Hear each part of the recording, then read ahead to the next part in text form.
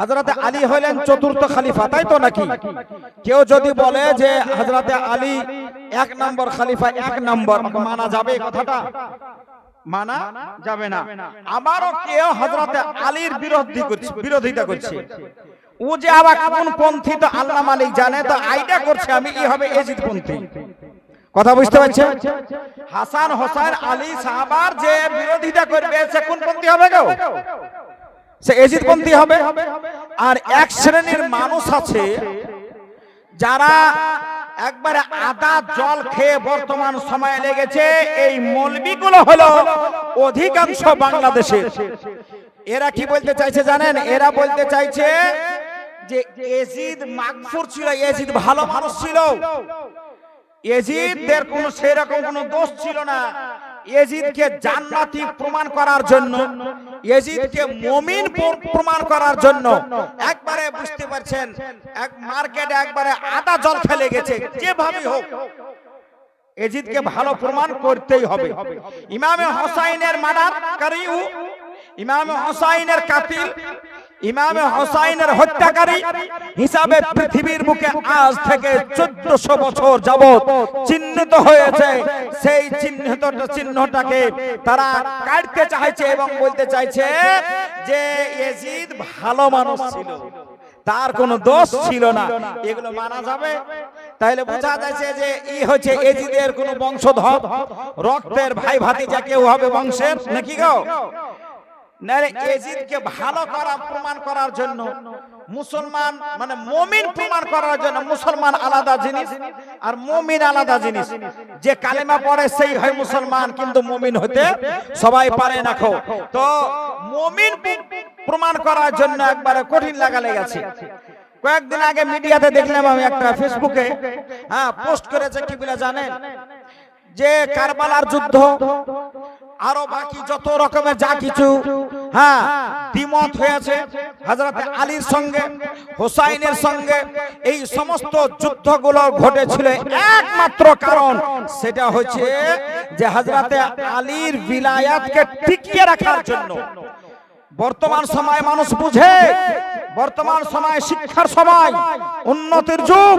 বর্তমান সময় মানুষ নাদান অজ্ঞ নয়, মানুষ ভালোই বুঝে, কিন্তু বলছে যে হযরতে আলীর ভিলায়াত, মানে ভিলায়াত সাধারণ মানুষ বুঝতে পারবেন না। হযরত আলী ওলি ছিলেন, তো ওই ওলিত্বকে টিকিয়ে রাখার জন্য, অর্থাৎ ওনার আসনকে, ওনার চেয়ারকে টিকিয়ে রাখার জন্য সব যুদ্ধগুলো হয়েছিল। এটা কখনো নয়। হযরতে আলীর সঙ্গে যার দ্বিমত হয়েছে, অর্থাৎ হযরতে আলী যার সঙ্গে দ্বিমত তৈরি করেছেন, একমাত্র তার পিছনে অন্য কোনো কারণ নয়, ব্যক্তিগত কোনো কারণ নয়। হযরতে আলীর ইতিহাসে পাওয়া যায়, হযরতে আলীর লাইফ হিস্টরিতে পাওয়া যায়, যুদ্ধের ময়দানে মুশরিকদের সঙ্গে যুদ্ধ হয়েছে। সংঘর্ষ হওয়ার পরে হযরতে আলী তার শত্রুকে ফেলে দিয়ে বুকের উপরে বসে গেছে, খঞ্জর বের করে নিয়েছেন, ছুরি বের করে নিয়েছেন, বের করে তাকে হত্যা করবে, বক্ষের উপরে বুকের উপরে আঘাত করবে। এই অবস্থায় তার শত্রু হযরতে আলীর মুখে থুতু দিয়ে দেয়। থুতু দেওয়ার কারণে হযরতে আলীর রক্ত গরম হয়ে যায়, অর্থাৎ আরো রাগ বৃদ্ধি হয়ে যায়, রাগান্বিত হয়ে যায়। দিয়ে হযরতে আলী ভাবছেন যে এই রাগ অবস্থায় আমি যদি একে হত্যা করে দিই, কাল কিয়ামতের মাঠে আমাকে যদি খোদা প্রশ্ন করে তুমি অমুক ব্যক্তিকে তোমার ব্যক্তিগত রাগের কারণে হত্যা করেছো, আমার ধর্মের কারণে করনি। তাই হযরতে আলী এই চিন্তায় সঙ্গে সঙ্গে তার বুকের উপর থেকে উঠে দাঁড়িয়ে যায়। তিনি আর দুশমন শত্রু শরীরের ধুলোবালি ঝেড়ে বলে, আলী তুমি এত সুন্দর সুযোগ পাওয়া সত্ত্বেও তুমি আমাকে ছেড়ে দিলে, ইচ্ছা করলে এক মুহূর্তের মধ্যে আমাকে হত্যা করে দিতে পারতে, কিন্তু তুমি আমাকে ছেড়ে দিলে কেন? তো হযরতে আলী বললেন, এই মুহূর্তে তোমাকে যদি আমি হত্যা করে দিতাম, কতল করে দিতাম, তাহলে এটা আমার ব্যক্তিগত রাগে হতো। আর ব্যক্তিগত রাগের কারণে, ব্যক্তিগত কারণে আমি তোমার সঙ্গে যুদ্ধ করতে আসিনি, আর তোমাকে আমি হত্যাও করবো না। কিয়ামতের মাঠে আমি জবাব দিতে পারবো না। হযরত আলী লাইফ হিস্টোরির ছোট্ট একটি গল্প এটা প্রমাণ করে দেয়, এবং এ বাদে অকাট্য দলিল দ্বারা প্রমাণিত রয়েছে। হযরত হাসান ও হুসাইনি নয়, হযরত আলী সহ যত যুদ্ধগুলো ঘটে সংঘটিত হয়েছিল, এগুলো কোনো নিজের ব্যক্তিগত ভাবে নয়, এগুলো একমাত্র হয়েছিল ইসলামের শান মান টিকিয়ে রাখার জন্য। কথা কন ঠিক না বেঠিক? কিসের জন্য? ইসলামের খাতিরে। কারবালার মাঠে আজ আমার ইমামে হোসেন যদি শহীদ না হতেন, মসজিদে মিনার থাকতো না। কারবালার মাঠে ইমামে হোসেন যদি শহীদ না হতেন, দিনের এই রকম সিস্টেম, সুন্দর সিস্টেম থাকতো না। এক কথায় মনে রেখে নিতে হবে যে আজ মসজিদে ইমামতির মুসাল্লাতে যাদের দাড়ি নাই, যারা অজ্ঞ, একেবারে জ্ঞানহীন, যার ভিতরে শরীয়তের অর্থাৎ ইসলামিক জ্ঞান নাই, সে ইমাম হয়ে দাঁড়াইতো। আর কোরআন ও হাদিসের চর্চাও এরকম ভাবে থাকতো না। যত সুন্দর ভাবে ইসলাম আমাদের কাছে পৌঁছেছে, এত সুন্দর ভাবে ইসলাম পৌঁছাতো না। একমাত্র ইমামে হোসেনের শহীদ হওয়ার পিছনে মূল কারণ হলো যে ইসলামের শান মান টিকিয়ে রাখা উদ্দেশ্য ছিল। যদি কেউ বলে থাকে, যদি কেউ বলে যে ইমামে হোসেনের ব্যক্তিগত কারণে যুদ্ধ হয়েছিল, যুদ্ধ করেছিলেন, এটা একেবারে অপবাদ দেওয়া কথা হবে, আর ইমামে হোসেনকে আঘাত দেওয়া হবে।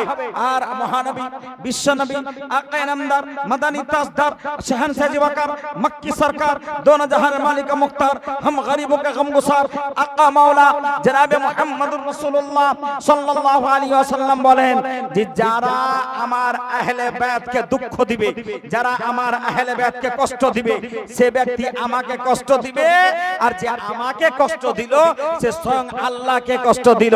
যে আল্লাহকে কষ্ট দিল সে জান্নাতের ঘ্রাণ পর্যন্ত পাবে না। পাবে গো? পাবে? পাবে না। খো নবী আমার বলেন ওয়াহরিমাতিল জান্নাতু আলা মান যালামা আহলে বাইতি, যে ব্যক্তি যারা আমার আহলে বাইতের উপরে জুলুম করবে তার জন্য জান্নাত হারাম হয়ে যাবে। এইবার আপনি আমাকে বলেন, পৃথিবীর কোন মুসলমানটা জানে না যে এসিদে পলিত সৈনিকের দ্বারাতে ইমামে হোসেনের উপর জুলুম করেন? কোন মানুষটা জানে না? তো যে জুলুমকারী হয়, যে অত্যাচারী হবে, জালিম হবে, তার জন্য আমার নবী বলে দিয়েছেন, আমার নবী বলেছেন মান যালামা আহলে বাইতি ওয়া হুরমাতুল জান্নাতু আলা মান যালামা আহলে বাইতি, যে ব্যক্তি আমার আহলে বাইতের উপর জুলুম করবে তার উপর জান্নাত হারাম হয়ে যাবে। তাহলে এজিদ কোথা থেকে জান্নাতি হতে পারে? কি গো, কথা বুঝতে পারছেন তো? সম্ভব? সম্ভব নাই। ওমাম্মা তাআলা বুজালি মুহাম্মদ সাল্লাল্লাহু আলাইহি ওয়াসাল্লাম মাতা কাফিরা, হাদিস শরীফের মধ্যে এসেছে, নবী আমার বলেছেন, কি বলেছেন?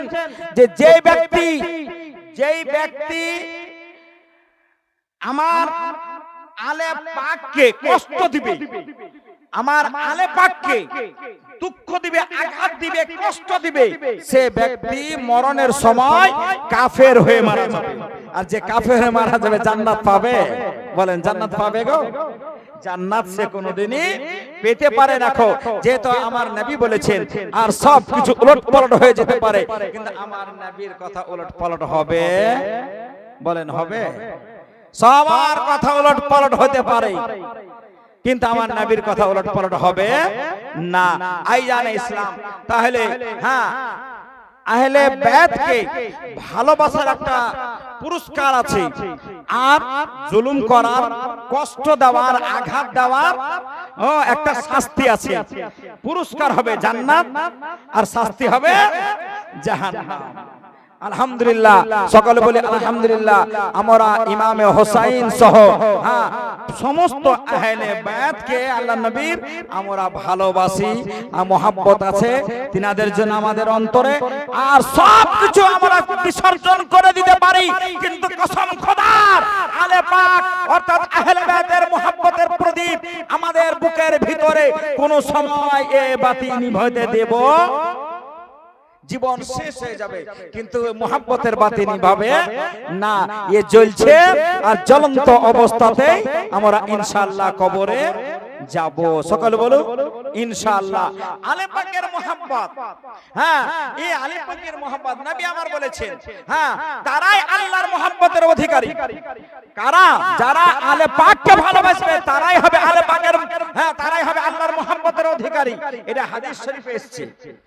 দেখুন হাদিস শরীফ উঠিয়ে দেখুন, তিরমিজি, মুসলিম, হ্যাঁ, ইত্যাদি এই হাদিসগুলো মিশকাত উঠিয়ে দেখুন। একজন সাহাবী, ছোট্ট কথা শুনুন, একজন সাহাবী নাম হচ্ছে উসামা বিন যায়েদ। কি নাম বললাম? উসামা বিন যায়েদ। এই একজন সাহাবী, ইনি বলেন যে আমি বিশেষ কোনো আমার ব্যক্তিগত কোনো কাজে আল্লাহর নবীর কাছে গেলাম, আল্লাহর নবীর নিকটে গেলাম, তো আমি দেখলাম যে আল্লাহ নবী সাল্লাল্লাহু আলাইহি সাল্লাম একটি কম্বল মানে চাদর গায়ে দিয়ে বেরিয়ে আসলেন। তো আমি অনুভব করছি আল্লাহ নবীকে দেখে, কম্বল গায়ে দিয়ে আছেন, তো আমি দেখে অনুভব করছি যে চাদরের ভিতরে অর্থাৎ কম্বলের ভিতরে ওনার কোলে মনে হচ্ছে কিছু আছে। আচ্ছা, যদি কিছু থাকে তাহলে উপর দিয়ে চাদর গায়ে দিলে বোঝা যাবে তো নাকি উঁচা আছে, এরকম বোঝা যাবে। তো হযরতে ওসামা বিন যায়েদ রাদিয়াল্লাহু তাআলা আনহু ইনি বললেন যে আমি অনুভব করছি, আইডিয়া করছি যে চাদরের ভিতরে কম্বলের নিচে কিছু না কিছু আছে। আমার প্রয়োজন, আমার কথা যখন শেষ হলো, তো আল্লাহ নবীকে জিজ্ঞেস করলাম, ইয়া রাসূলুল্লাহ, হাবিবাল্লাহ, নবী গো, আমি আইডিয়া করছি যে হুজুর আপনার কোলে অর্থাৎ আপনার কম্বলের ভিতরে মনে হচ্ছে কিছু আছে, তো হুজুর কি ব্যাপার, আপনার কোলটা বড় মোটা মোটা মনে হচ্ছে। তো আল্লাহ নবী সাল্লাল্লাহু আলাইহি ওয়াসাল্লাম এই কথা শুনলেন। ওসামা বিন যায়েদ বলেন, মনোযোগ দিয়ে শুনবেন, আমি লম্বা ওয়াজ করার সিচুয়েশনও নয় আর লম্বা ওয়াজ করার সময়ও নয়। এটা লম্বা ওয়াজ করাইতে গেলে তো সময় বহুত প্রয়োজন আছে, পুরো হিস্ট্রি আলহামদুলিল্লাহ শোনাতে পারবে এ টু জেড, কিন্তু সময়েরও ব্যাপার আছে। তো যাই হোক, আমি একটা কথা বলি, হযরতে ওসামা বিন যায়েদ রাদিয়াল্লাহু তাআলা আনহু ইনি বলেন, আমার কথায় আল্লাহ নবী কম্বলটা সরিয়ে দিলেন, মানে চাদরটা সরিয়ে দিলেন। সরিয়ে যখন দিলেন তখন আমি নিজে চোখে দেখলাম, চামড়ার চক্ষু দ্বারা। হযরতে ওসামা বিন যায়েদ বলেন যে আমি নিজ চোখে দেখলাম যে আল্লাহর নবীর কোলে হাসনাইনে কারিমাইন অর্থাৎ ইমামে হাসান ও হোসাইন, এই দুইজন ভাই, হ্যাঁ, আল্লাহ নবীর কোলে মওজুদ রয়েছে। জোরে বলা যাবে না? কত ভালোবাসতেন নবী আমার ইমামে হাসান ও হোসাইনকে। আল্লাহু আকবার। নবী আমার ইমামে হাসান ও হোসাইনকে এত ভালোবাসতেন, এত বেশি ভালোবাসতেন, এত বেশি ভালোবাসতেন, নবী আমার বলছেন ইমামে হাসান ও হোসাইন কান্না করছেন বাড়িতে, আল্লাহ নবীর কানে আওয়াজ আসলো ওনার কান্নার। সে কান্নার ধ্বনি শুনে মা ফাতেমার অর্থাৎ হযরত আলীর গৃহে গেলেন। যার পরে নবী আমার ডাক দিয়ে বলছেন, ফাতেমা, এদেরকে কান্না কেন করাইছো? এরা কেন কান্না করছে? তোমার জানা নাই যে এদের কান্নাতে আরশের ফেরেশতারা পর্যন্ত দুঃখ পায়? তুমি এদেরকে কান্না কেন করাইছো? তোমার জানা নাই? চিন্তা করে দেখুন আইয়ান ইসলাম, এইরকম হাদিস, হ্যাঁ, অনেক আছে। হাদিসের মধ্যে এসেছে যে ওনাদের সম্মান মহান আল্লাহ রাব্বুল আলামিন ইনাদেরকে ভালোবাসতেন। ইনাদের সম্মানের তো, হ্যাঁ, এত সম্মান দিয়েছেন। নবী আমার বলেন, আল হাসান ওয়াল হুসাইন হুমা রাইহানা মিনাদ দুনিয়া, আল হাসান ওয়াল হুসাইন সাগদা শাবাবি আহলিল জান্নাহ। হাসান ও হুসাইন হলেন জান্নাতের ফুল, দুনিয়ার ফুল। হাসান ও হুসাইন হলেন জান্নাতি সর্দার, যুবকদের সর্দার। হ্যাঁ, এই বহু ফজিলত। যাই হোক আইজান ইসলাম, এইবার আপনাকে হযরত ওসামা বিন যায়েদ বলেন যে আল্লাহর নবীর কোলে দেখলাম যে দুইজন ভাই মওজুদ আছেন। তারপরে নবী আমার দোয়া করছেন। কি দোয়া করছেন জানেন? নবী আমার দোয়া করছেন। আচ্ছা, আল্লাহর নবীর আমরা দোয়া করি, তাই না? নামাজের আগে পরে আমাদের প্রয়োজনে আমরা দোয়া করি, আল্লাহর দরবারে হাত উঠিয়ে দোয়া করি না? দোয়া করি না ভাই? দোয়া করি। আচ্ছা, আমাদের দোয়া কবুল হয় এটা আমাদের জানা আছে? কবুল হতেও পারে, নাও হইতে পারে। নামাজ পড়ছি, নামাজ কবুল হতেও পারে, নাও হতে পারে। আল্লাহর দয়া যদি হয় তাহলে হবে, দয়া যদি না হয় তাহলে পরে কবুল হলো না। এক শ্রেণীর মানুষ আছে যে তারা বলে যে নামাজের পরে এসব দোয়া করা জায়েজ নাই, বলে না? আছে না নাই আমাদের মাঝে? হ্যাঁ, এক বাপের 5টা বেটা, তার ভিতরে 2জন বলছে যে এই নামাজ পড়ার পর দোয়া করতে হবে না, এই দাফন করার পরে দোয়া করতে হবে না, এই জানাজার পরে দোয়া করতে হবে না, ইত্যাদি। আছে না নাই? নবীকে সাধারণ মানুষ, এক শ্রেণীর মানুষ আছে যে যারা নবীকে সাধারণ মানুষ প্রমাণ করতে একবারে আদার জল খেয়ে লেগেছে। তারা যে কৌশলী হোক আপ্রান্ত ভাবে সব সময় 24 ঘন্টা দিবানিশি এই চেষ্টায় প্রচেষ্টায় চালিয়ে যাচ্ছে যে নবীকে যেভাবে হোক সাধারণ মানুষ বলে প্রমাণ করতে হবে। কিন্তু নবীর শান, নবীর মান তো আল্লাহ বাড়িয়েছেন, কেউ কমাতে পারবে? নবীকে উদাহরণহীন বানিয়েছেন কে? আল্লাহ। মানুষ যদি বলে যে নবী আমাদের মতন, তাহলে এটা মানবে? মানা যাবে? মানা যাবে না। আইজান ইসলাম। যাই হোক, হযরত ওসামা বিন যায়েদ রাদিয়াল্লাহু তাআলা আনহু বলেন যে আল্লাহর নবী দেখলাম আমি যে ওনারদের জন্য হাত উঠিয়ে দোয়া করছেন। আমি দেখলাম যে আল্লাহর নবী হাত উঠিয়ে দোয়া করছেন। কি দোয়া করছেন? আল্লাহ নবী দোয়া করছেন যে আল্লাহুম্মা ইন্নী উহিব্বুহুমা, ইয়া আল্লাহ আমি এদেরকে ভালোবাসি। সাহাবী বলছেন ওসামা বিন যায়েদ, হাদিসকে লক্ষ্য করুন, ইবারত দেখুন। আল্লাহ নবী বলছেন যে আল্লাহুম্মা ইন্নী উহিব্বুহুমা, ইয়া আল্লাহ আমি এদেরকে ভালোবাসি। ফাআহিব্বাহুমা, ইয়া আল্লাহ তুমি এদেরকে তুমিও ভালোবাসো। ওয়া আহিব্বা মা ইউহিব্বুহুমা, ইয়া আল্লাহ তুমি তাদেরকে ভালোবাসো যারা আমার হাসান ও হোসাইনকে ভালোবাসবে। জোরে বলি সুবহানাল্লাহ। আইজান ইসলাম। তাহলে বোঝা কি গেল? খোদার ভালোবাসার দাবিদার তারাই হবে। তার কারণ আমার আকীদা, তার কারণ আমার বিশ্বাস। সব কিছু এদিক ওদিক হতে পারে, কিন্তু নবীর দোয়া আল্লাহর দরবারে কবুল অবশ্যই হবে। হ্যাঁ, এক পলক নয়, বিদ্যুৎ অপেক্ষা গতিতে নবীর দোয়া আল্লাহর দরবারে কবুল হবে। হবে না? হবে না? তাহলে নবীর দোয়া যদি কবুল হয়, তাহলে দোয়াটা কার পক্ষে করলেন? নবী বলছেন আমি এদেরকে ভালোবাসি, মানে হাসান হোসেনকে আমি ভালোবাসি। ওয়াহিদ ফাআহিব্বা, আল্লাহ তুমিও ভালোবাসো এদেরকে এবং ওদেরকেও ভালোবাসো যারা এদেরকে ভালোবাসবে। কে বলছেন কথাটা? নবীর দোয়া এটা, অন্য কোন সাহাবীর দোয়া নয়, হযরতে আলী ও ফাতেমার দোয়া নয়, হ্যাঁ অন্য কোন মানুষের দোয়া নয়, এটা স্বয়ং আমার রাসূলুল্লাহর দোয়া। তো রাসূলুল্লাহর দোয়া আল্লাহর দরবারে অবশ্যই কবুল হবে। তো তারা মুহাব্বতের দাবিদার খোদার, যে যারা আমার হোসাইনকে ভালোবাসবে। আলহামদুলিল্লাহ। সকলে বলি, সকলে বলে হাত উঠিয়ে আলহামদুলিল্লাহ।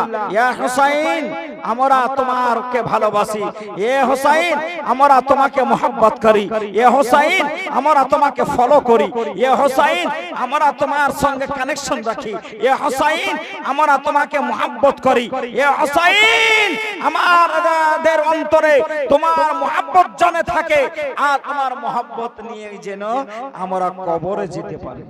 সকলে বলি আমিন। ইমামে হাসান ও হোসেনের মোহাব্বতটাই তো মেইন নাকি? মোহাব্বত তাই মেইন। আর এই মোহাব্বতটাই ছিল না, যার কারণে যুদ্ধ হয়েছিল। যুদ্ধটা হলো কেন আপনাকে বলি আমি। হযরতে আলী পরে আসনে বসলেন, জায়গাতে আসলেন হযরতে হাসান। ওখান থেকে জায়গা গেল কোথায়? নেতৃত্ব গেল হযরতে আমিরে মুয়াবিয়ার কাছে। হযরতে আমিরে মুয়াবিয়া ইনি কে ছিলেন? ইয়াজিদের পিতা। ইয়াজিদের পিতার পর জায়গাতে বসে গেল ইয়াজিদ।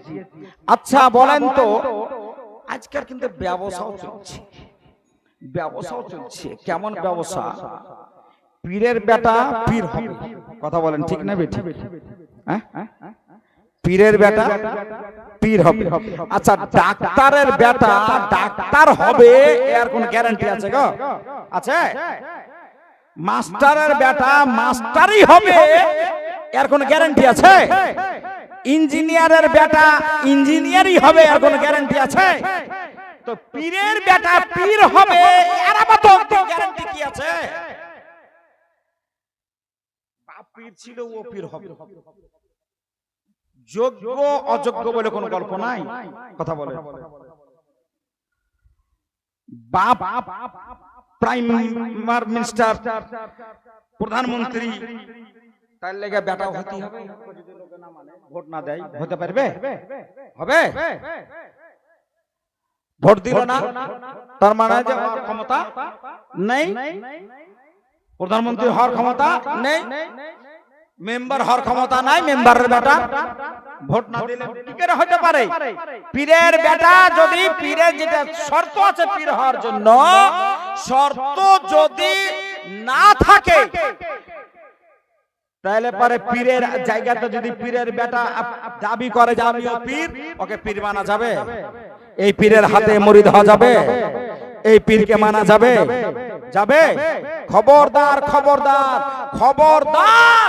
হ্যাঁ, পীরের যে অযোগ্য যার ভিতরে শরীয়ত পীরের যে পীর হওয়ার জন্য চারটা শর্ত রেখেছে, সেই শর্তগুলো যদি পীরের বেটার ভিতরে না পাওয়া যায় তাহলে পারে যদি সেই পীরের বেটা হিসাবে পীরত্ব দাবি করে তাকে পীর বলে মানা যাবে না, তার হাতে মুরিদ হওয়া যাবে না, তাকে ভণ্ড পীর বলে চিহ্নিত করতে হবে।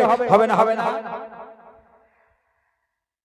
ইয়াজিদ আমিরে মুয়াবিয়ার বেটা, ভালো করে বুঝিয়ে।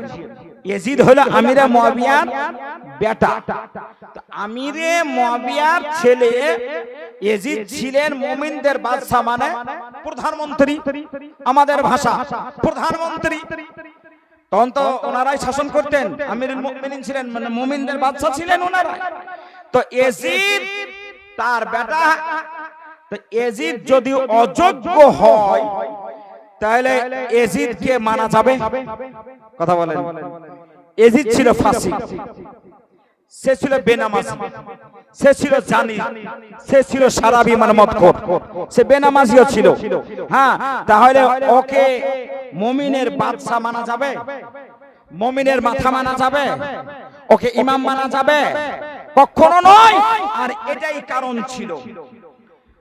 সময় তো নেই যে অতটা আমি বিস্তারিত আলোচনাতে যাব। ইয়াজিদ যখন দেখলো যে ভোট তো সবাই দিল, সমর্থন তো সবাই করলো এদিক ওদিক থেকে, আল্লাহ নবীর সাহাবারা যিনারা ছিলেন তিনারা সমর্থন করেননি। তার মধ্যে হযরতে আব্দুল্লাহ বিন জুবাইরও ছিলেন, যিনি সমর্থন করেননি, তিনি ছিলেন মক্কাতে।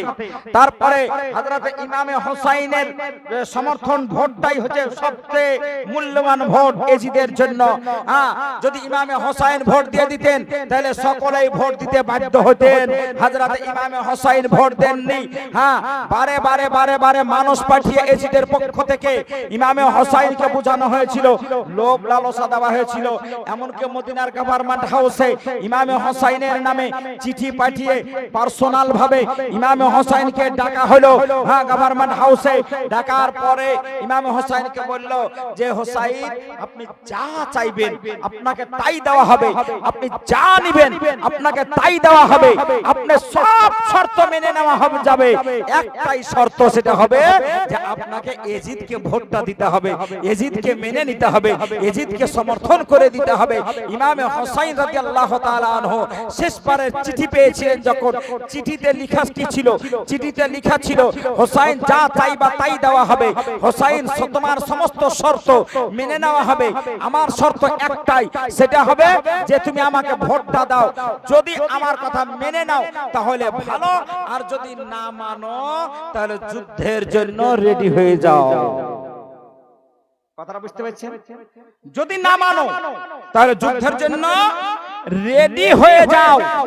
আজ সোশ্যাল মিডিয়ায় অনেকে বলছে ইয়াজিদ ভালো ছিল, ইমামে হোসাইনের ব্যক্তিগত কারণে যুদ্ধ সংগঠিত হয়েছিল। মিথ্যা কথা, মিথ্যা কথা। পৃথিবীর বুকে আজ পর্যন্ত কোন মায়ের লাল এই পর্যন্ত জন্ম নেয়নি। কসম খোদার, আগামী কিয়ামত পর্যন্ত এই নীল গগনের নিচে কোন মায়ের লাল জন্ম নিতে পারবে না যে যুদ্ধের পিছনে ইমামে হোসাইন রাদিয়াল্লাহু স্বার্থ ছিল। কসম খোদার, যত যা কিছু ঘটেছিল কারবালার মাঠে, একমাত্র ইমামে হোসাইন যা কিছু করেছিলেন তার পিছনে মূল কারণ ছিল ইসলামের সম্মানকে টিকিয়ে রাখার জন্য। এটা আরোপ লাগানো কথা, এটা মিথ্যা কথা। হ্যাঁ, এটা হচ্ছে ঘুষ খাওয়া কথা। কি বললাম? এটা হচ্ছে ঘুষ খাওয়া কথা। ইয়াজিদের মানুষের ঘুষ খাওয়া কথা, ঘুষ দিয়ে কথা বলা যে ইয়াজিদ ভালো ছিল। ইমামে হোসেন বললেন, মাথা যদি দিতে হয় তাও দেব, মদিনা যদি ছাড়তে হয় তাও ছাড়ব, সব ছেড়ে দেব, কিন্তু ইয়াজিদকে আমি ভোট দিতে পারবো না। তার কারণ ইয়াজিদ ফাসিক, ইয়াজিদ অযোগ্য, আর আমি হোসাইন লোভে যদি, একদিকে লোভ অপর দিকে ভয়। একদিকে লোভটা কি বলেন?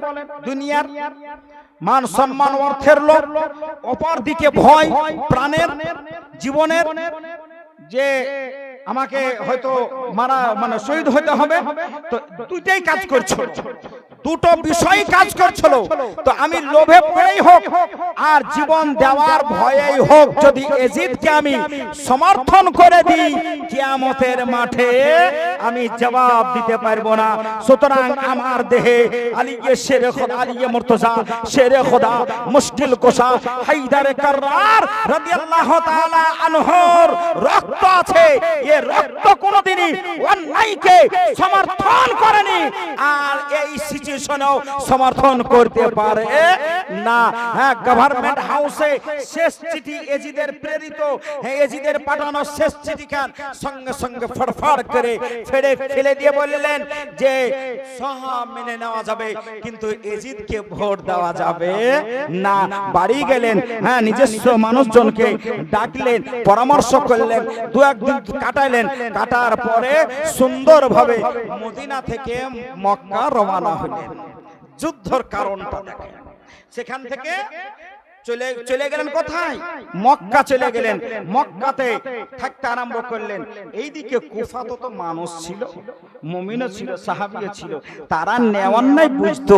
ন্যায় অন্যায় বুঝার কারণে যখন তারা খবর পেল যে হযরতে ইমামে হোসাইন মদিনা ছেড়ে মক্কায় চলে গেছেন, সেখানে অবস্থান করছেন, হ্যাঁ, কমবেশ 6 মাস সেখানে ছিলেন উনি।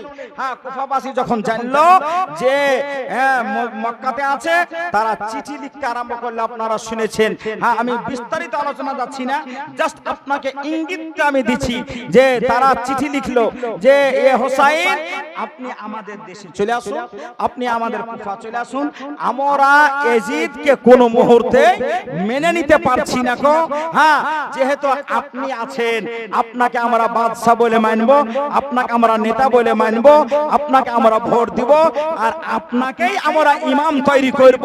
সুতরাং আপনার নেতৃত্বে আমরা জীবন যাপন করতে বাধ্য হব, কিন্তু হুজুর আপনার এখানে আসা লাগবে।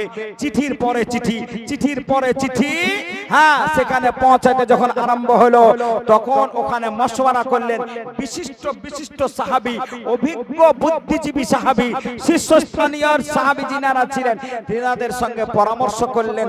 পরামর্শ করে দেখলেন কি করা যায়। কেউ অনেকেই বাধা দিলেন, বলে হুজুর কুফার মানুষ এসে বেওয়াফা। কি বললাম কথাটা? কুফার মানুষ এসে বেওয়াফা, মানে এরা বলে এক আর করে এক। হুজুর এদের কথায় সহজে ভরসা করা যাবে না, আপনাকে অত সহজে ছেড়ে দেওয়া যাবে না গো হুজুর, আপনি যায়েন না। লাস্ট ফিনিশ, হ্যাঁ, আপনার পর্যন্ত লাস্ট পর্যন্ত ডিসিশন হলো যে হুজুর আপনার খলিফা, আপনার প্রতিনিধি, আপনার নায়েব করে ইমাম মুসলিম বিন আকিলকে পাঠিয়ে দিন। হ্যাঁ, ইমাম মুসলিম বিন আকিলকে ওনার প্রতিনিধি করে কুফা পাঠানো হলো। ওনার 2 ছেলে উনা মুহাম্মদকে সঙ্গে করে হযরতে ইমামে মুসলিম বিন আকিল রাদিয়াল্লাহু তাআলা আনহু কুফা গেলেন। কুফা যখন পৌঁছালেন, ওখানকার মানুষের ব্যবহার খুব ভালো।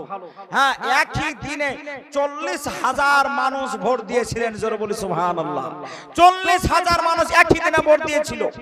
তারপরে হ্যাঁ, পরিস্থিতি এত গভীর হয়ে গেল, সিচুয়েশন এত খারাপ হলো যে তাদের জান নিয়ে টানা পড়া লাগে লেগে গেল।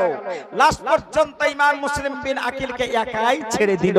ইমাম মুসলিম বিন আকিল প্রথমে যাওয়ার পরে, যাওয়ার পরেই উনি সঙ্গে সঙ্গে চিঠি লিখে পাঠিয়ে দিলেন হুজুর। ইমাম হোসাইনকে চিঠি লিখলেন যে হুজুর এখানকার সিচুয়েশন পরিস্থিতি খুব ভালো, এখানকার মানুষ খুব আগ্রহ করছে, 40,000 প্লাস মানুষ আমাকে ভোট দিয়ে দিয়েছে আপনার নাইব হয়েও, তো হুজুর আপনার প্রতিনিধি হয়ে আমি এসেছি, তাই তো আমাকে মানুষ মেনে নিয়েছে, আপনি আসলে তো আরো মানুষ আসবে, তো হুজুর আপনি বিনা দ্বিধায় আপনি চলে আসুন কুফা, মক্কাতে আর থাকতে হবে না।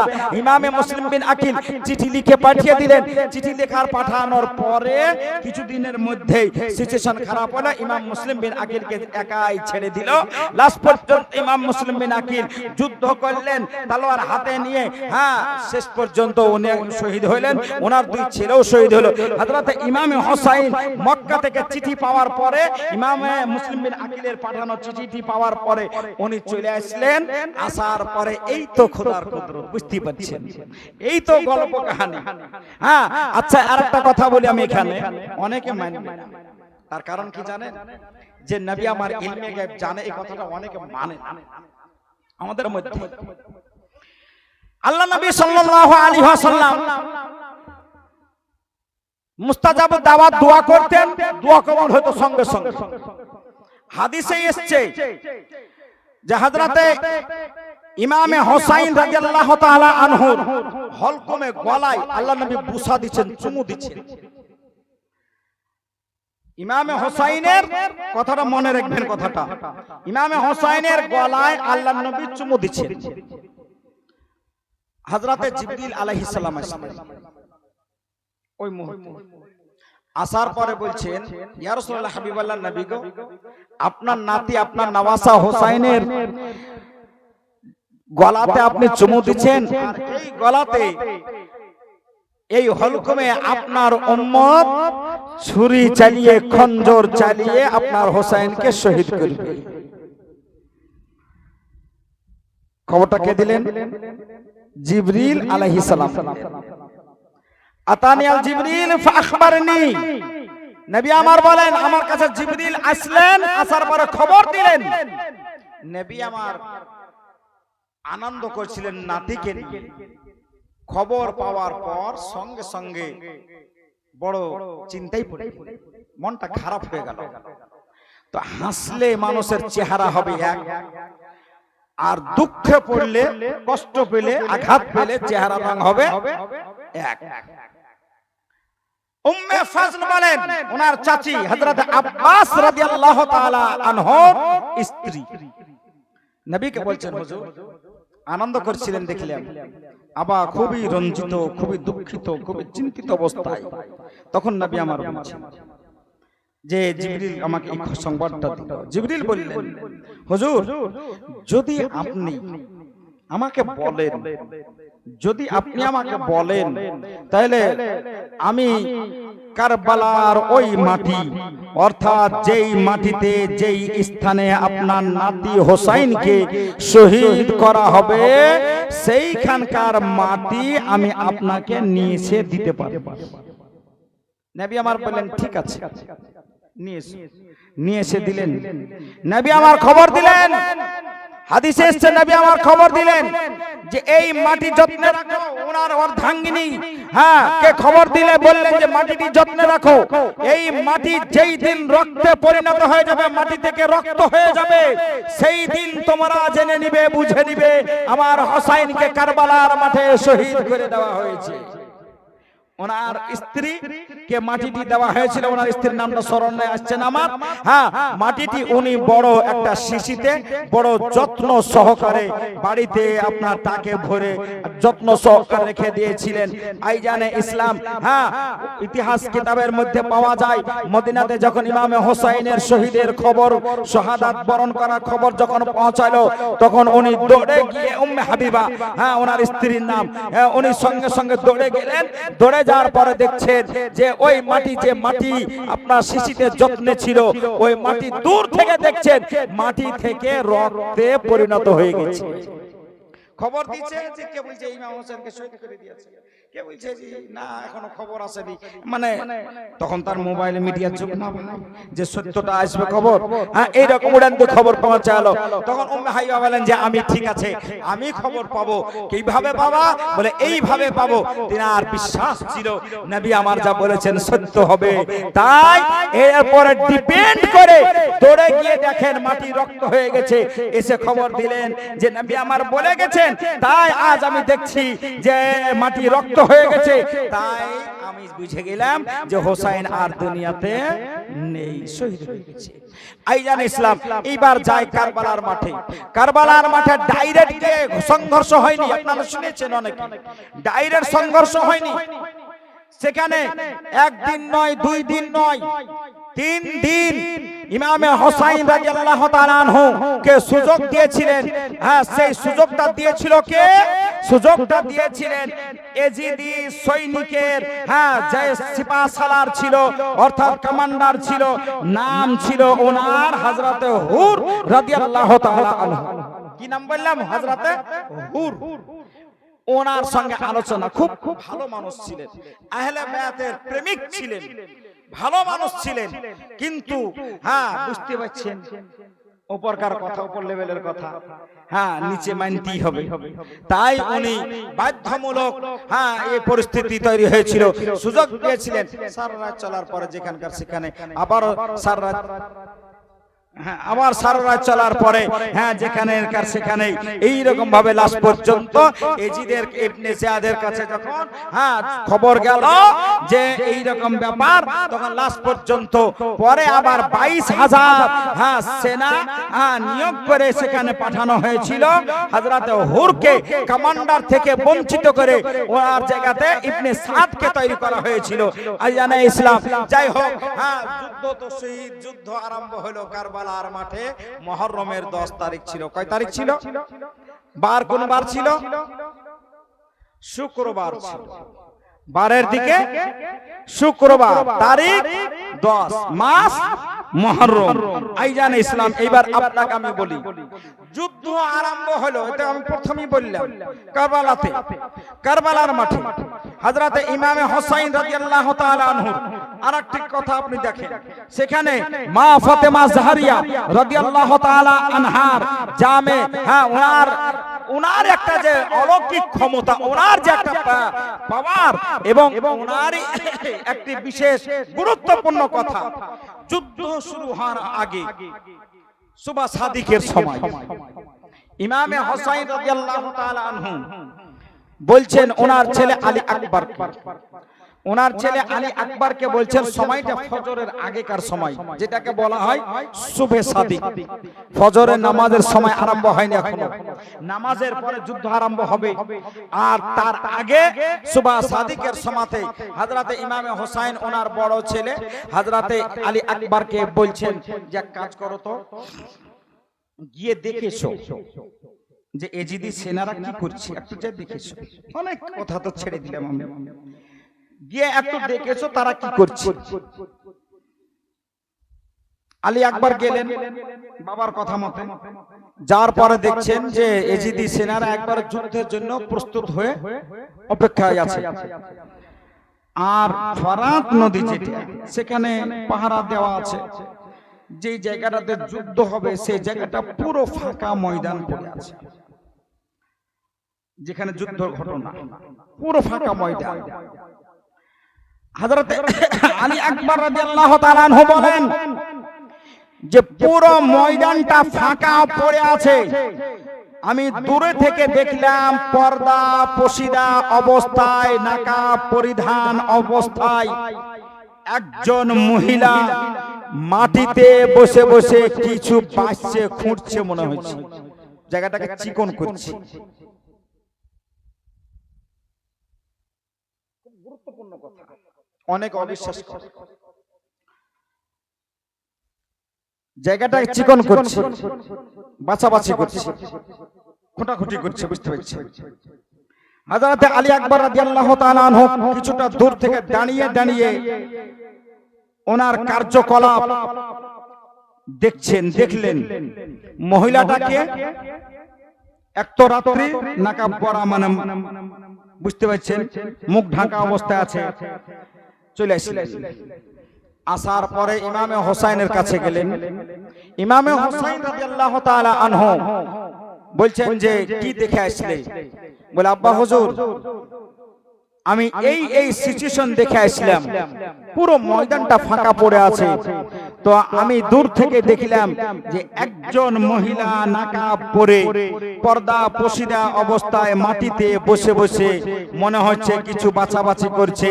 হ্যাঁ, আর ওই জায়গাটাকে খুব সুন্দর মনে হচ্ছে, চিকন করছে মনে হয়েছে। হযরত ইমামে হোসাইন রাদিয়াল্লাহু তাআলা আনহুর ছেলে আলী আকবর যখন এই কথা বললেন, হযরত ইমামে হোসাইনের দুই চোখ দিয়ে জল ঝরতে আরম্ভ করলো। হযরত ইমামে হোসাইনের দুই চোখে জল চলে আসলো। হযরত আলী আকবর রাদিয়াল্লাহু তাআলা আনহু ভয়ে ভয়ে থরথর করে কাঁপতে আরম্ভ করেছেন। ইমামে হোসাইনের সামনে দাঁড়িয়ে রয়েছেন। ইমামে হোসাইনের দুই চোখ দিয়ে পানি ঝরতে আরম্ভ করেছে। ওনার চোখে অশ্রু দেখার পরে হযরত আলী আকবর আদব সহকারে ইমামে হোসাইনের দরবারে নিবেদিত হন। বলে ইয়া আবি, বলে আব্বা হুজুর, বলে আমি এমন কিছুই বলিনি। আব্বা হুজুর, আমি এমন কোন দোষের কোনো কথা বলিনি। আব্বা হুজুর, আঘাতজনক কোনো কথা আপনাকে আমি শোনাইনি। তবে আব্বা, আপনার চোখে পানি কেন? তবে আব্বা, আপনি এখন কান্না কেন করছেন? আব্বা, এখন কান্না করার কারণটা কি? আমার হোসাইন সাইয়্যিদুশ শুহাদা, শহীদে আজম সাইয়্যিদনা ইমামে হোসাইন রাদিয়াল্লাহু তাআলা আনহু বলছেন, হে আলী আকবর, তুমি যে নারীকে, যে মহিলাকে মাইঝা চিকন করতে দেখেছো, সরজমিন চিকন করতে দেখে এসেছো, তুমি মহিলাকে চিনতে পেরেছো? বলে না, চিনতে পারিনি। তুমি মহিলাকে দেখেছো? বলে দেখেছি, চিনতে পারিনি। কি করছো তুমি কি জানো? বলে আমি পুরোটা বলতে পারবো না, তবে আমার আইডিয়া অনুভব সেটা হচ্ছে জায়গাকে চিকন করছিলেন। আমার হোসাইন রাদিয়াল্লাহু তাআলা আনহু বলেন, বলে একবার শোনো শোনো, তুমি বুঝে নাও, বুঝে নাও, বুঝে নাও, একেবারে কনফার্ম হয়ে যাও যে আজ তোমার পিতা হোসাইন আর দুনিয়ার বুকে থাকবে না। সব শেষও না হলে তাকে শহীদ হতেই হবে। তার কারণ যেই জায়গাতে তুমি দেখে এসেছো, যেই মহিলাকে দেখে এসেছো, ও মহিলা পৃথিবীর, এ দুনিয়ার, এ পৃথিবীর কোন অন্য কোন মহিলা নয়। তিনি হলেন শাহজাদি ওয়াকার মক্কি সরকার, করুণার নবী, দয়ার নবী, মমতার মহাকাশ, করুণার আধার, রহমাতুল লিল আলামিন, দয়ার নবী সাল্লাল্লাহু আলাইহি ওয়াসাল্লামের কলেজার টুকরা, নয়নের তারা, আমার মা ফাতেমা, আমার গর্ভধারিণী, আমার জননী, আমার মা নবী পাক সাল্লাল্লাহু আলাইহি ওয়াসাল্লামের কলেজার টুকরা মা ফাতেমা জাহরা রাদিয়াল্লাহু তাআলা আনহা নিজে ছিলেন। জোরে বলি সুবহানাল্লাহ। হযরতে আলী আকবরকে বলছেন, এ বেটা আলী আকবর, শোনো শোনো, বলে ওই জায়গাতে হ্যাঁ যে বসে বসে কি করছিল দেখেছো? বলে বেটা শোনো, বলে ওই যেই জায়গাতে ওই মহিলা খোঁচাখুচি করছিল, চিকন করাকরি করছিল মনে হচ্ছে। বেটা শোনো শোনো, বলে যেই জায়গাতে খোঁচাখুচি করছিল, জায়গা চিকন করছিল, তুমি দেখবে বেঁচে থাকলে ওই জায়গাতে তোমার পিতা, তোমার আব্বা হোসাইনকে শহীদ করা হবে। আজ জানে ইসলাম, তাহলে বোঝা কি গেল? বোঝা এটা গেল যে আমার আলী জানতেন সেখানে শহীদ হবে, আমার ফাতেমা জানতেন সেখানে শহীদ হবে, আমার নবী জানতেন কারবালার মাঠে 3 দিন ক্ষুধার্ত পিপাসিত অবস্থায় আমার হোসাইনকে শহীদ করে দেওয়া হবে। কিন্তু কোন হাদিসে নেই, নবী আমার কোনদিন এটা দোয়া করেন নাই, আমার আলী কোনদিন এটা দোয়া করেন নাই, আমার ফাতেমা এটা কোনদিন দোয়া করেন নাই যে আল্লাহ আমার হোসাইন কে তুমি শহীদ করিও না, আমার হোসাইনকে হ্যাঁ এত বড় বিপদে ফেলিও না। খো আইজানে ইসলাম সব সময় পরীক্ষা করেছেন। আলী দোয়া করেছেন, তাও এই দোয়া চেয়েছেন। মা ফাতেমা দোয়া করেছেন জীবদ্দশায়, তাও এই দোয়া করেছেন। আমার রাসূলুল্লাহ দোয়া করেছেন, তাও এই দোয়াটাই করেছেন। কোন দোয়া? ইয়া আল্লাহ, কারবালার মাঠে আমার হোসাইন যখন কঠিন, শক্ত, কঠিন ও চরম পরম ভাবে পরীক্ষার মধ্যে পড়বে, ইয়া আল্লাহ আমার হোসাইনকে সাবিত কদম রাখিও, আমার হোসাইনকে ভালো নাম্বার সহ পরীক্ষায় উত্তীর্ণ করিও, পাস করিও। আমার হোসাইন যেন সেখানে পরীক্ষাতে ভালো নাম্বার নিয়ে উত্তীর্ণ হতে পারে, আমার হোসাইনকে সেই তৌফিক ইয়া আল্লাহ তুমি দান করিও। আইয়ানে ইসলাম। যাই হোক, আগে ছোট্ট করে একটা বাড়ি হযরত ইমামে হোসাইন রাদিয়াল্লাহু তাআলা আনহু নির্দেশ অনুসারে আজান দেওয়া হলো, জামাত আরম্ভ হলো। জামাতের পরে নামাজ ঠিক মতন আদায় হইল না। ইয়েজিদি সৈনিকের পক্ষ থেকে যুদ্ধের বাজনা বাজিয়ে দেওয়া হলো। আমার হোসাইন যুদ্ধের ময়দানে পৌঁছে গেলেন। যুদ্ধের ময়দানে পৌঁছে যাওয়ার পরে শেষবারের মতন তাদেরকে বোঝানোর জন্য, তাদের জ্ঞানকে ফিরিয়ে আনার জন্য, তারা যে আপনার অর্থের লোভে অন্ধ হয়ে গেছে, তার জন্য ইমামে হোসাইন শেষবারের মতন বলতে আরম্ভ করে দাঁড়িয়ে ওয়াজ করলেন, বুঝাচ্ছেন মানুষকে। কোন মানুষ? যারা যুদ্ধের জন্য রেডি হয়ে আছে। ইমামে হোসাইন রাদিয়াল্লাহু তাআলা আনহু শেষবারের মতন ইমামে হুজ্জাত শেষবারের মতন বক্তব্য দিচ্ছেন, বুঝাচ্ছেন। বলছে শুনো, বলে আমার কোনো দোষ নাই, আমার দোষ একটাই, সেটা হচ্ছে এজিদকে না মানা, এজিদকে সমর্থন না করা, এটাই আমার দোষ। কিন্তু শুনো, আমি এখানে যুদ্ধ করতে আসিনি। আমি যদি যুদ্ধে আসতাম তাহলে আমার 6 মাসের শিশু আসগারকে নিয়ে আসতাম না। যদি যুদ্ধে আসতাম আমার অসুস্থ জাইনাল আবেদিনকে নিয়ে আসতাম না। যদি যুদ্ধ করার ইচ্ছাতে আসতাম তাহলে মহিলাগণকে নিয়ে আসতাম না। আমি যুদ্ধের কারণে আসিনি, যুদ্ধ করার ইচ্ছা নিয়ে আসিনি। আমাকে কুফাবাসী তোমরাই তো ডেকেছো, তোমরা ডেকেছো, তাই তোমাদের ডাকাতে, তোমাদের চিঠি পাওয়ায় আমি এসেছি। এখন মুখ ফিরিয়ে নিলে হবে? তখন তারা অনেকেই বলছে না আমরা ডাকিনি, এখন কালার হ্যাজবে যে। তাই ইমামে হোসাইন বলেছিলেন, বলে একখানা দুখানা নয়, 63 খানা তোমাদের পাঠানো চিঠি আমার কাছে আছে। লাস্ট পর্যন্ত ইমামে হোসাইন রাদিয়াল্লাহু তাআলা আনহু বুঝালেন, কেউ বুঝলো না। যখন না বুঝলো, এজিদি 22,000 সৈনিকের মধ্যে এজিদি সৈনিকের যিনি আগে প্রথমে কমান্ডার ছিলেন, নাম হলো হুর, যে হুরের কথা উল্লেখ করলাম আমি, ওই হযরতে ওই হুর কি করলেন, সঙ্গে সঙ্গে এজিদি সৈনিকের দল থেকে বেরিয়ে ঘোড়া দৌড়ে ইমামে হোসাইনের কাছে আসলেন। ঘোড়া থেকে নামলেন, নামার পরে সবার সামনে ইমামে হোসাইনের কদমে পড়ে গেলেন। কদমে পড়ে গিয়ে অভিনন্দন করতে আরম্ভ করলেন, বলে ইয়া হোসাইন, আমি না জানতে ভুল করে দিয়েছি। হোসাইন, আমার দ্বারাতে বেয়াদবি হয়ে গেছে। হোসাইন, আপনি আমাকে ক্ষমা করে দিন এবং আপনি আমাকে অনুমতি দিন যে আপনার সেনার পক্ষ থেকে, আপনার পক্ষ থেকে এজিদি সেনাদের সঙ্গে সর্বপ্রথম যুদ্ধ আমি শুরু করব। এই আইজানে ইসলাম চিন্তা করে দেখুন, আমার ইমামে হোসাইন রাদিয়াল্লাহু তাআলা আনহু এই হযরতে হুর যে যিনি কদমে পড়ে গিয়েছিলেন, মাথাতে হাত দিয়ে উঠাইলেন, বলে তোমার নামটা তো বলো। বলে আমার নাম হুর। হযরতে ইমামে হোসাইন বললেন, বলে হোসাইন, এই হুর, তুমি তোমার নামের মিনিং জানো, তোমার নামের মানেটা জানো? বলে না হুজুর। বলে তোমার নামের মানে হচ্ছে আজাদ। হুর মানে আজাদ, হুর মানে মুক্ত।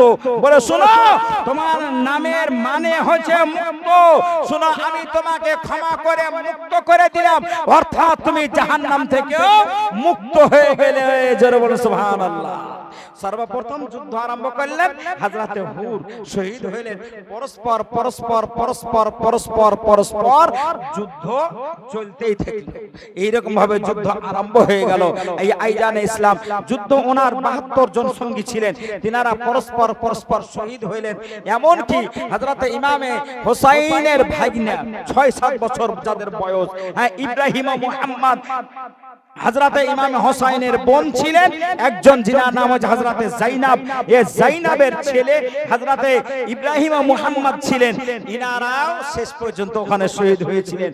6-7 বছর 8 বছর বয়সের বাচ্চা শহীদ হয়েছে। চিন্তা করে দেখুন।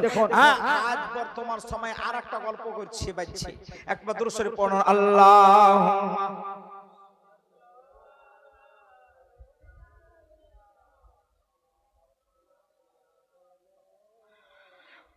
ওয়ালা সাইয়্যিদিনা মাওলানা মুহাম্মদ সাল্লাল্লাহু মুহাম্মদ আহরাম সাবাহা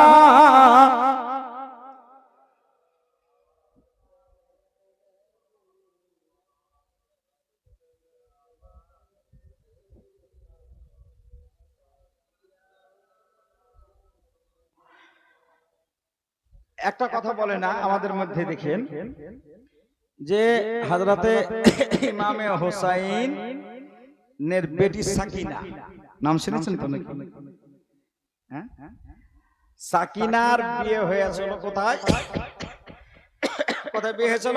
কারবালার মাঠে হযরতে ইমামে কাসিমের সঙ্গে। কাসিমের সঙ্গে বিয়ে হয়েছিল। দিয়ে বলে না, আপনারা শুনেননি যে মেহেদি মাখা হয়? হ্যাঁ, হিন্দিতে বড় এর ক্যাসেটও আমি শুনেছি, ছোট কালেও শুনেছি আমার ছাত্র জীবনে। এটা ভুল কথা, একবারে মিথ্যা কথা যে কারবালাতে ইমামে কাসিমের সঙ্গে বিয়ে হয়েছিল হযরতে সাইয়্যিদা সাকিনা রাদিয়াল্লাহু তাআলা আনহার। এই ইমামে কাসিম কে ছিলেন? ইমামে কাসিম ছিলেন হযরতে ইমামে হাসান রাদিয়াল্লাহু তাআলা আনহুর ছেলে। মনে রাখেন কথাটা। আরেকটা ভবিষ্যৎবাণীর কথা সামনে আপনাকে বলি আমি। শেষ পর্যন্ত যখন সিচুয়েশন এমন তৈরি হলো, হযরতে ইমামে হোসাইনের একজন ছেলে ছিলেন জাইনুল আবেদিন, অসুস্থ ছিলেন বিছানায়। হযরত ইমামে হোসাইনের বেটা ছিলেন যিনার নাম হচ্ছে আলী আকবর। আলী আকবর রাদিয়াল্লাহু তাআলা ইমামে হোসাইনের ছেলে। হযরতে কাসিম বারবার অনুমতি চাইছেন হযরতে ইমামে হোসাইনের কাছে। বুঝতে পারছেন কথা? ইমামে হোসাইনের কাছে বারবার অনুমতি চাইছেন যুদ্ধে যাওয়ার জন্য। ইমামে হোসাইন যুদ্ধে যাওয়ার অনুমোদন দিচ্ছেন না। লাস্ট পর্যন্ত একটা কথা স্মরণ হয়ে গেল। ইমামে হাসান যখন জহর খেয়ে বিষ পান করিয়েছিল, যেই কেউ করা, কে করিয়েছিল সেটা পরের কথা, ওই লাইনে আমি যাব না। যখন উনি শহীদ হন, সেই সময় শেষ মুহূর্তে একটি তাবিজ দান করেছিলেন হযরতে ইমামে কাসিমকে, ওনার ছেলেকে, ইমামে হাসানের বেটাকে। এবং ওই তাবিজটা দিয়ে বলেছিলেন যে তাবিজটি তোমার হাতে বেঁধে রাখিও, তাবিজ তোমার হাতে বেঁধে রাখিও, আর এই তাবিজ কোনোদিন খুলবে না। যখন দেখবে যে আমার ভাই হোসাইন সবচেয়ে বড় বিপদে পড়েছে, সেই দিন তুমি তাবিজ খুলে দেখবে এবং যা লেখা থাকবে তুমি তার উপরে আমল করবে। বুঝতে পেরেছেন কথাটা? ইমামে কাসিমকে এই কথাটা, এই ওসিয়তটা করে গেছিলেন ইমামে হাসান। ইমামে হোসাইনের ভাই ইমামে হাসান ওসিয়ত করেছিলেন। এই দিন আজ কারবালার মাঠে যুদ্ধে যাওয়ার জন্য বারবার অনুমোদন চাইছেন ইমামে কাসিম। ইমামে হোসাইন অনুমতি দিচ্ছে না। চাচা যান, অনুমতি দেন, যুদ্ধে যাব। ইমামে হোসাইন বলছেন, বাবা কাসিম, যে তুমি হইলে আমার ভাই ইমামে হাসানের চিহ্ন, যদি তুমি শহীদ হয়ে যাও তো আমি কোন মুখ নিয়ে ভাইয়ের সামনে দাঁড়াবো? আমি বেঁচে থেকে তোমাকে শহীদ করে দিব, এটা আমার দ্বারা তো অসম্ভব। লাস্ট পর্যন্ত মা আর বেটা মিলে যুক্তি করলেন। যুক্তি করার পরেও কাজ হলো না যখন, তখন বললেন, ওই কথাটা স্মরণ হয়ে গেল, তাবিজ খুলে দেখলেন। উনার মা বলছেন, ইমামে কাসিমের মা ইমামে হাসানের স্ত্রী বলছেন যে আজ এই তাবিজটা খুলে দেখো, তাবিজে কি আছে। তাবিজ খুললেন। খোলার পরে তাবিজে লেখা আছে, কাসিম তুমি আমার ছেলে। কারবালার মাঠে আমার ভাই হোসাইন যখন বিপদে পড়বে, সে সময় কাসিম শুনো, আমার ভাইয়ের উপরে, ভাইয়ের জন্য তুমি তোমার জীবনকে বিসর্জন করে দিবে।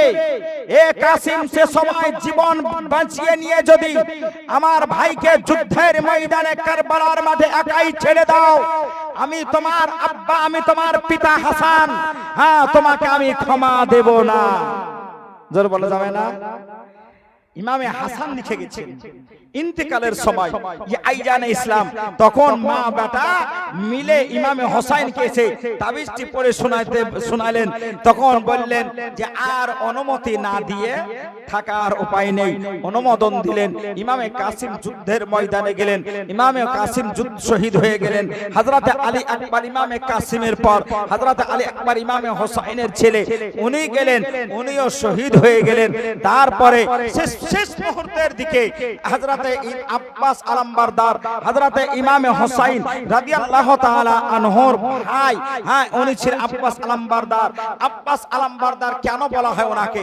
নাম হলো হযরতে আব্বাস আলমবরদার। আলম বলা হয় ঝান্ডাকে, আলমবরদার ঝান্ডা যিনি, উনি থেমেছিলেন ঝান্ডা উনি ধরে থাকতেন, ঝান্ডা পহরা দিতেন এবং ঝান্ডা ধরে থাকতেন, ঝান্ডার যত্ন করতেন উনি, তাই ওনাকে আব্বাস আলমবরদার বলা হয়। হযরতে আব্বাস আলমবরদার রাদিয়াল্লাহু তাআলা আনহুর কাছে, হ্যাঁ হযরতে ইমামে হোসাইন রাদিয়াল্লাহু তাআলা আনহার মেয়ে সাকিনা, সাকিনা আসলেন।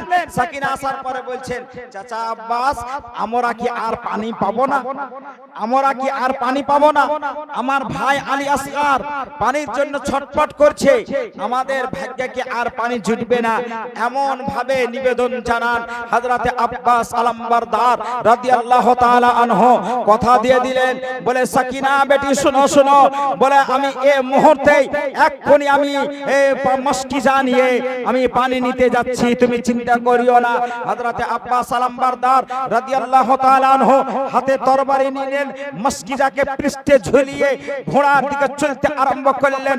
রাস্তায় হযরতে কিছুটা যাওয়ার পরে ইমামে হোসাইন রাদিয়াল্লাহু তাআলা আনহু সঙ্গে দেখা, ভাই আব্বাস কোথায় যাচ্ছো? বলে পানি নিতে। আমি আমার বেটি সাকিনাকে কথা দিয়ে এসেছি, আমি পানি নিতে যাচ্ছি। হযরতে ইমামে হোসাইন বাধা হয়ে দাঁড়ালেন, বললেন যে না, পানি নিতে যেতে হবে না। হযরতে আব্বাস রাদিয়াল্লাহু তাআলা আনহু বললেন যে আমাকে আপনি অনুমতি দেন, আমি যাব আর আসব পানি নিয়ে, আমি এই মুহূর্তেই আমি অবশ্যই পানি নিয়ে আসব।